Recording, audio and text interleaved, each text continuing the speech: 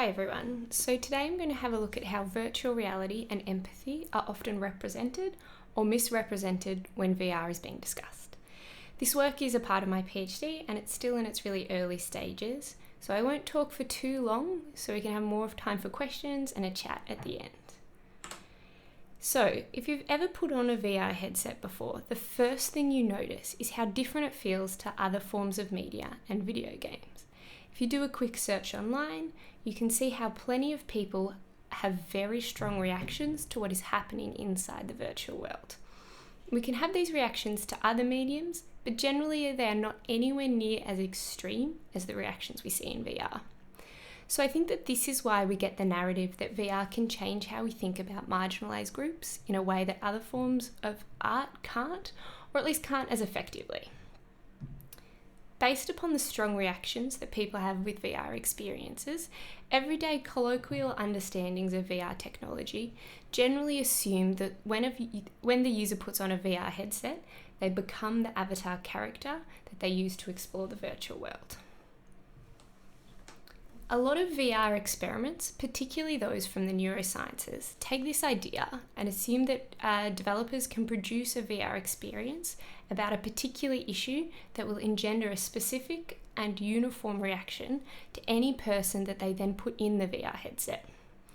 However, I think that the assumption that a piece of art can make all those who interact with it feel a similar experience and it be the experience that the developer intended is a bit naive.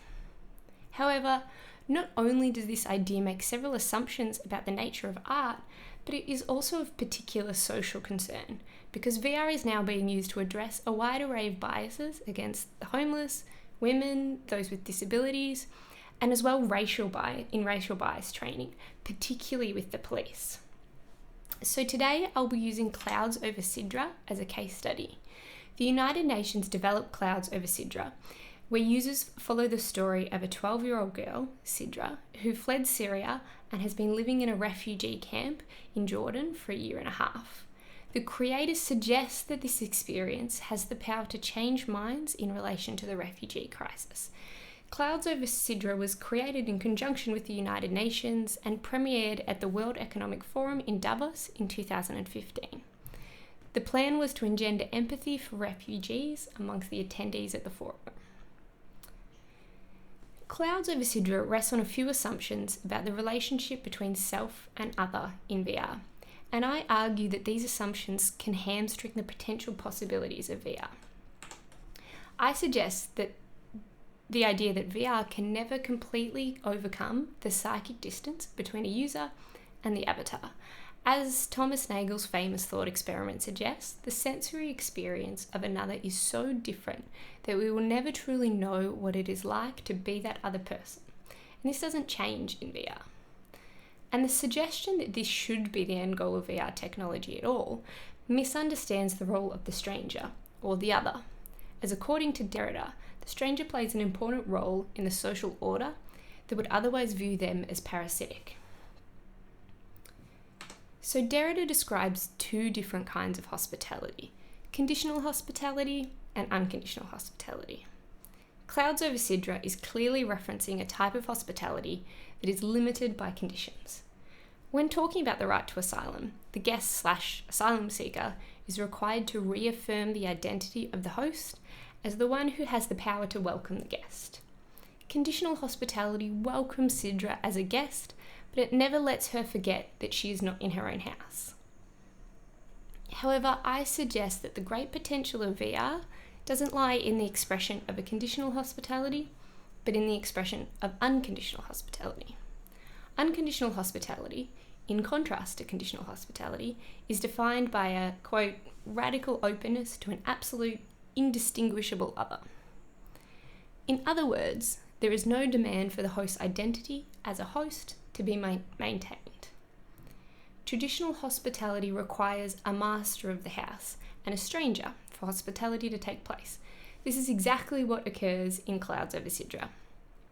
Paradoxically, even though the VR user is ostensibly a guest in Sidra's house, it is really Sidra that maintains the status of the guest. She is being invited into the World Economic Forum to plead her case as an asylum seeker. She's defining herself as a stranger or waiting to be welcomed as a guest. Many VR experiences, in particular those that are aiming to teach the user about social issues, use a similar host-guest relationship to Clouds over Sidra. I suggest that VR's immersive potential lies in its ability to complicate the relationship between the player and the avatar.